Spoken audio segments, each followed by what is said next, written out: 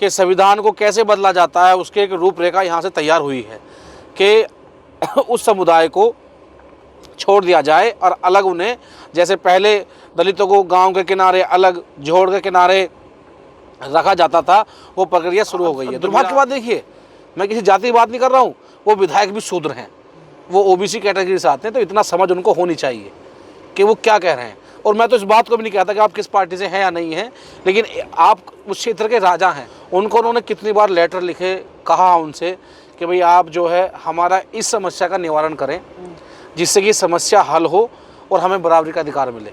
तो उन्होंने, तो जो यहाँ के बीजेपी से विधायक हैं, उन्होंने कहा कि तुम तो जय भीम वाले हो, तुम तो बसपा के हो।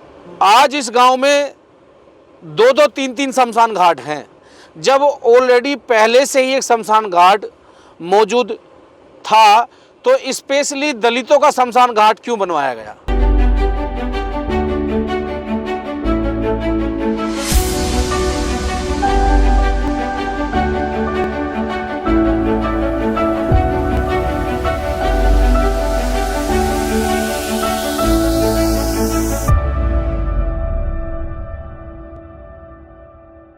जय भीम साथियों, मैं रवि गौतम अपनी पूरी टीम के साथ हम लोग आज दादरी विधानसभा का एक गांव है ऊंचा अमीपुर, जहां 19 तारीख को एससी समाज की महिला ने, जो मेरे परिवार से आती हैं, उनकी मृत्यु हो गई। मृत्यु होने के बाद जब वो शमशान घाट पर उनको ले जाया गया अंतिम संस्कार के लिए, तो कुछ जातिवादी जो लोग होते हैं, जो जातिवाद को बढ़ावा देते हैं, उन्होंने उस महिला को रोका कि शमशान घाट जो है विशेष समुदाय का है, यहाँ ऐसे समाज के किसी भी व्यक्ति को, जैसे वो महिला थी, उनको नहीं जलाने दिया जाएगा, जिसका बड़ा विवाद हुआ। उसको लेकर के जिला प्रशासन ने, खैर लॉ एंड ऑर्डर मेंटेन करते हुए, उस महिला का अंतिम संस्कार कराया गया। लेकिन दुख की बात यह है कि आज़ादी के 75 साल बाद भी और दिल्ली की नाक के नीचे और जिला गौतम बुद्ध नगर में ये हाल है।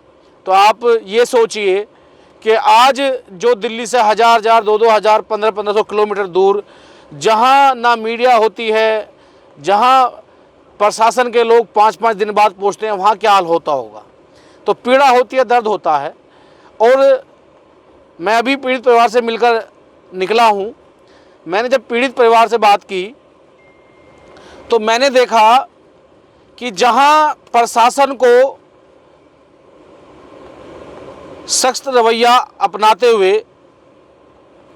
संवैधानिक बात करनी चाहिए थी, वहां मुझे भेदभाव दिखाई दिया। आज इस गांव में 2-2, 3-3 शमशान घाट हैं, जब ऑलरेडी पहले से ही एक शमशान घाट मौजूद था, तो स्पेशली दलितों का शमशान घाट क्यों बनवाया गया?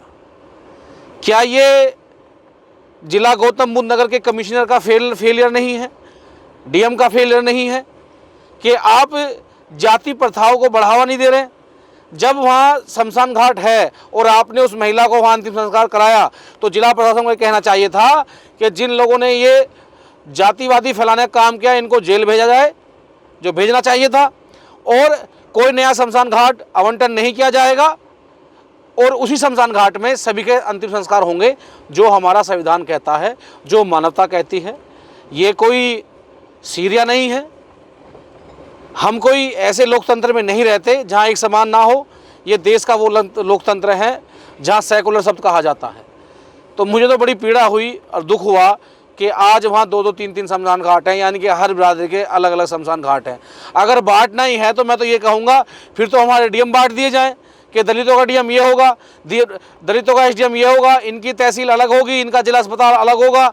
यानी कि मैं कह सकता हूँ कि संविधान को कैसे बदला जाता है, उसकी एक रूपरेखा यहाँ से तैयार हुई है कि उस समुदाय को छोड़ दिया जाए और अलग उन्हें, जैसे पहले दलितों को गांव के किनारे अलग जोड़ के किनारे रखा जाता था, वो प्रक्रिया शुरू हो गई है। तो मेरा आग्रह है, अगर मेरी आवाज़ इस मीडिया चैनल के माध्यम से डीएम साहब तक पहुँचे, तो जो आपने शमशान घाट अलॉटमेंट कराया है उसको निरस्त करके उसी पर ही काम किया जाए जो पहले का था, अन्य इससे जातिवाद बढ़ेगा।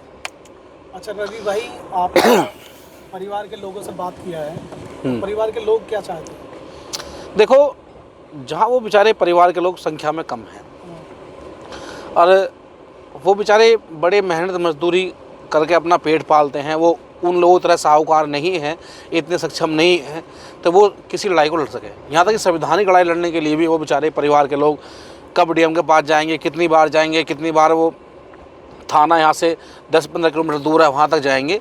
तो वो तो बेचारे जैसे कहता है ना, कमज़ोर व्यक्ति बस हाथ जोड़ खड़ा हो जाता है, कहता है कि जी मुझे तो बस मारो मत ना, चाहे मुझे मेरे घर से बाहर निकाल दो। तो वही सिचुएशन यहाँ पे हुई। वो बेचारा परिवार के बस गांव बस्ती भाईचारा बना रहे, शांति बनी रहे, चाहे हम अपने लोगों को कहीं भी ले आकर के अंतिम संस्कार कर लेंगे। तो उन्होंने हालातों को देख करके उन परिस्थिति को मंजूर किया है जो परिस्थिति संविधान इजाज़त नहीं देता, जो मैं महसूस करके आया हूँ। यानी मैं वही कहना चाहता हूँ, या तो मैं ये कहूँ कि हमेशा कमज़ोर को सताया जाता है, चाहे वो किसी वर्ग से हो, ठीक है, लेकिन जब हम कमज़ोर वर्ग की बात करते हैं तो एक समुदाय जैसे मैं एससी समाज से जानता हूँ, जो मेरा समाज है, मेरा परिवार है, कि स्पेशल उन्हें क्यों। अगर गरीब की बात आती है, अगर जिन लोगों ने इस अंतिम संस्कार को रोकने का प्रयास किया, अगर उनके परिवार में कोई गरीब एक्सपायर होता तो क्या उसके लिए शमशान घाट अलग होता? तो ये जातिवाद है, ठीक है। और वहाँ पे जब मैंने परिवार के लोगों से बात करी तो वहाँ पे जो लोग सक्षम, जो बेचारे शिक्षित रूप से सक्षम थे, उन्होंने बताया कि हम जो यहाँ के क्षेत्र विधायक हैं तेजपाल नागर, उनको उन्होंने कितनी बार लेटर लिखे, कहा उनसे कि भाई आप जो है हमारा इस समस्या का निवारण करें जिससे कि समस्या हल हो और हमें बराबरी का अधिकार मिले। तो उन्होंने, तो जो यहाँ के बीजेपी से विधायक हैं, उन्होंने कहा कि तुम तो जय भीम वाले हो, अच्छा, तुम तो बसपा के हो। मेरा मकसद किसी पार्टी का ना तो बुराई करना है ना भलाई करना है, लेकिन जब एक क्षेत्र का विधायक या सांसद जब जीतता है तो वो एक संवैधानिक कुर्सी पर होता है और लोकतंत्र के मुताबिक उस क्षेत्र की प्रजा की देखभाल करना, उस प्रजा का सम्मान करना उस क्षेत्र के विधायक का, सांसद का काम होता है। और जब इस बात को एक प्रतिनिधि ये कहेगा तो आप समझ लीजिए कि जाति की मानसिकता कितनी खराब हो चुकी है, कितनी कूट कूट के भरी हुई है इनके अंदर। तो ये पीड़ा है। अच्छा, जय भीम के लोग हैं तो क्या उनका काम नहीं होगा?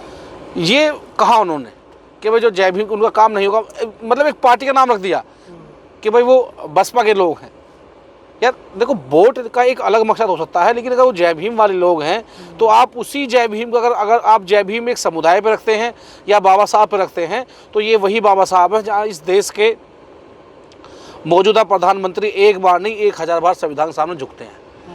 लेकिन अगर वो छलावा है, दिखावा है, तो वो गलत है। जिन विधायक जी ने शपथ ली होगी विधानसभा में, वो शपथ लेने का जो अधिकार मिला वो बाबा साहब से मिला, वो जय भीम के उस सब से मिला। लेकिन जो बाबा साहब ने कहा, दुर्भाग्य की बात देखिए, मैं किसी जाति की बात नहीं कर रहा हूँ, वो विधायक भी शूद्र हैं, वो ओबीसी कैटेगरी से आते हैं, तो इतना समझ उनको होनी चाहिए कि वो क्या कह रहे हैं। और मैं तो इस बात को भी नहीं कहता कि आप किस पार्टी से हैं या नहीं हैं, लेकिन आप उस क्षेत्र के राजा हैं, आप अपनी प्रजा के साथ ऐसा करेंगे तो आप ज़्यादा दिन उस राजगद्दी पर टिकने वाले नहीं हैं। अच्छे अच्छे तख्त उजाड़े जनता ने, समय बदलने में और परिवर्तन होने में कुछ ज़्यादा समय नहीं लगता। अच्छा रवि भाई, आप एक संगठन चलाते हैं, तो आपके संगठन का अगला कदम क्या होगा इस मामले में? देखिए, हम लोग जैसे आपने बताया कि हम लोग संगठन के माध्यम से लोगों को अवेयरनेस प्रोग्राम लगाते हैं, गांव-गांव जाते हैं, बड़ी बड़ी सभाएं होती हैं, ठीक है। तो हमारा तो यही कहना है कि जो बाबा साहब ने कहा कि शिक्षित होकर के आप संघर्ष करें। आज उस गांव के लोगों ने इकट्ठा होकर के, जो बेचारे वहाँ शिक्षित, उन्होंने एक आवाज़ उठाई तो उन्हें वो सम्मान मिला, उस महिला का अंतिम संस्कार हुआ और आज हम मिलने गए, कल और मिलने जाएंगे, और भी लोग जाएंगे, तो उनका मनोबल बढ़ेगा। लेकिन अगर वास्तविक आपको जातिवाद ख़त्म करना है तो आपको कलम का सहारा लेकर के इतना ताकतवर बनना है कि कोई व्यक्ति आपके सामने आने से पहले 1000 बार सोचे। जैसे बाबा साहब ने कलम के द्वारा शिक्षा का इतना ताकतवर साम्राज्य खड़ा किया जिससे कि आज सब लोग उनसे डरते हैं, कांपते हैं कि ये बाबा साहब के फॉलोवर लोग हैं।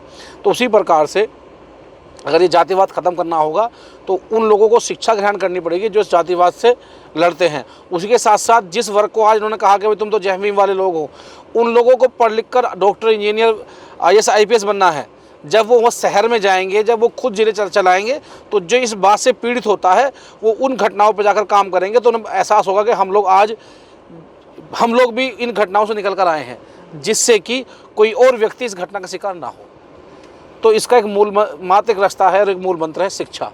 तो जो बाबा साहब ने कहा, सब लोग कहते हैं, कोई ज़्यादा हटकर नहीं है कि भैया शिक्षित बनो, संगठित रहो, संघर्ष करो, यही एक मार्गदर्शक है आपका। और युवा शक्ति दल बिगैर किसी पॉलिटिकल के सामाजिक रूप से काम करने का काम करते हैं। आज भी हमने देखा होगा, हम शांति प्रिय तरीके से गए, जिसमें हमने कमिश्नर को, डीएम को, डीसीपी को जो है सूचना दी कि भाई हम लोग वहाँ जा रहे हैं, तो ये हमारा राइट है, हमें जाना वहाँ पड़ेगा, क्योंकि हमारे परिवार के साथ कुछ घटना घटी है, तो शिक्षित बनना पड़ेगा।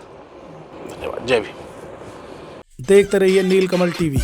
आपको अगर हमारा वीडियो अच्छा लगता है तो हमारे चैनल को सब्सक्राइब करिए, वीडियो को लाइक करिए, शेयर करिए। धन्यवाद।